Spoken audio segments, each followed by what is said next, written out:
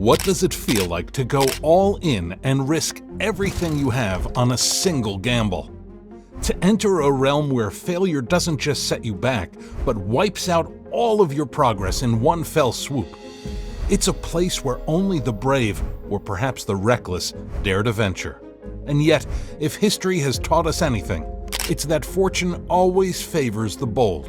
The 916 bike represents, for me, my past, my history. You might even argue that without taking a daring leap of faith, it's impossible to tap into your full potential.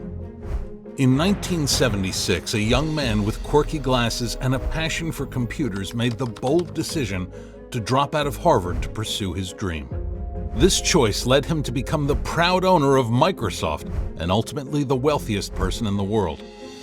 And in the early 1990s, one company decided to take their biggest gamble yet, putting all of their eggs into a bike that would revolutionize the industry and continue to make history to this very day.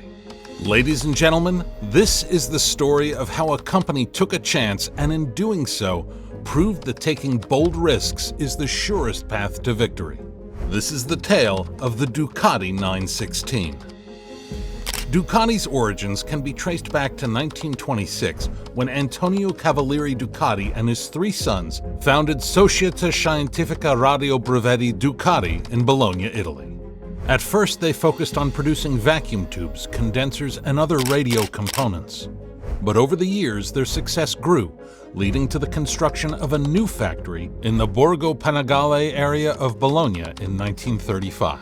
Even the challenges posed by World War II did not halt their production, despite the factory being a repeated target of Allied bombing.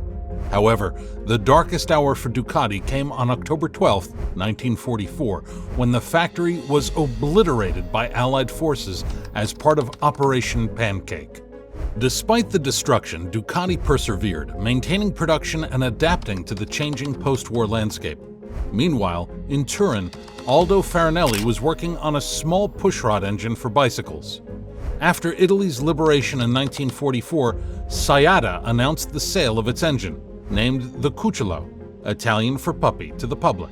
This marked the birth of motorized bicycles, and soon the Cucciolo's popularity soared. Ducati joined the race in 1950, introducing its own Cucciolo-based motorcycle, a 48cc bike that quickly gained traction. However, as the motorcycle market evolved, Ducati faced a pressing need to adapt. In 1952, at the Milan show, Ducati unveiled its 65TS cycle and Cruiser, a four-stroke motor scooter. Although the Cruiser was hailed as the most interesting new machine at the show, it failed to achieve widespread success. This setback signaled the importance of innovation diversification for Ducati's survival, and that's exactly what they did. By the 1990s, Ducati had a loyal following, particularly among enthusiasts of its distinctive V-twin motorcycles. However, it wasn't all sunshine and rainbows, because beneath the surface, financial troubles were brewing. As the 90s dawned, Ducati's ownership had changed hands several times and it found itself burdened with debt. And to make matters worse, the competitive landscape of the motorcycle industry was evolving rapidly. Japanese manufacturers like Honda, Yamaha, Kawasaki, and Suzuki were dominating the market with their high-performance machines, leaving Ducati struggling to keep up. To survive in this unforgiving environment, Ducati needed a solution that wouldn't just get them out of a rut, but would provide them with the foundation to rival their competitors. But it wouldn't come easy. No, they would need to take a daring leap of faith into uncharted territory, the sport bike market. And so, in 1994, Ducati unveiled a revolutionary new motorcycle, one that represented a radical departure from the company's previous designs and signaled Ducati's determination to rise up and challenge its competitors, the Ducati 916.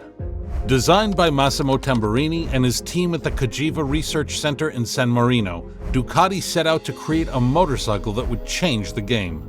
The Ducati 916's water-cooled engine marked an evolution from its predecessor, the 888, with a larger displacement and an advanced engine management system.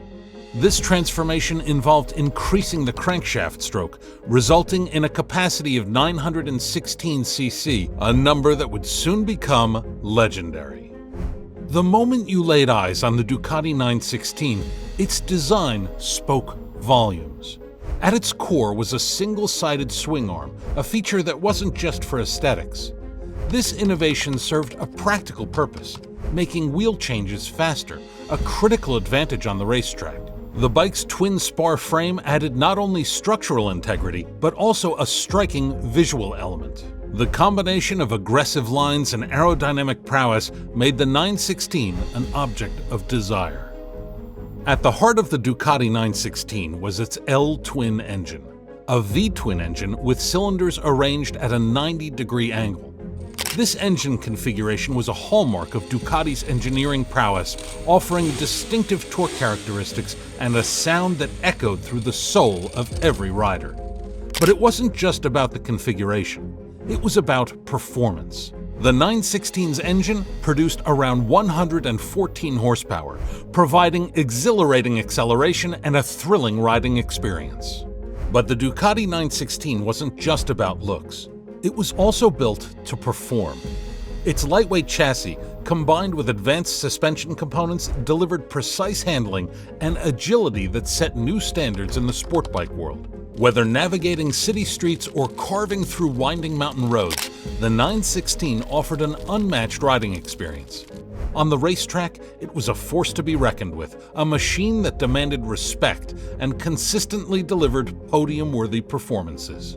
The Ducati 916 was more than just a motorcycle. It was a paradigm shift for Ducati. It signaled a departure from the company's traditional offerings and demonstrated an unwavering commitment to innovation. Tamburini's design genius had breathed new life into the brand, and the world, as well as their competition, was starting to take notice. Among the many contenders, Japanese manufacturers emerged as Ducati's primary competition in the 1990s. While the Grand Prix racing seemed to follow a predictable path with Mick Doohan's dominance, World Superbike offered a stark contrast. World Superbike was tough, gnarly racing that captivated fans with its unpredictability. At the forefront of this World Superbike revolution were two giants, Carl Fogarty on his booming Ducati 916 and Aaron Sleight on his Honda RC45. What made World Superbike even more compelling was the fact that the bikes being raced were accessible to the public. Homologation rules at the time dictated that a minimum number of production bikes had to be built for public sale to be eligible for World Superbike racing. As a result, the Yamaha YZF-750, Suzuki GSX R750, Kawasaki ZX-7R, Honda RC45, and Ducati 916 that you saw tearing around the racetracks closely resembled the ones you could buy at your local dealership. The appeal was not just in watching these machines perform, it was the possibility of owning one. Both the Honda RC45 and the Ducati 916 were not just motorcycles. They were symbols of exclusivity and extravagance. The hand-assembled 916 SP commanded a hefty price tag of £14,500, while the HRC-built RC45 took it to another level at £18,000. Even by today's standards, these prices were astronomical for sport bikes, leading some critics to label the RC45 as a waste of money. However, these machines were not just about numbers on a spec sheet, they were about the experience they offered. The RC45 may not have been the prettiest bike, but it had a squat, purposeful stance. It featured a V4 engine with a flat torque curve that provided a unique riding experience. While it wasn't traditionally fast, its limitless torque curve ensured you were never out of power. The sound of gear-driven cams and the exhaust note combined to make a marvelous mechanical symphony that begged you to twist the throttle.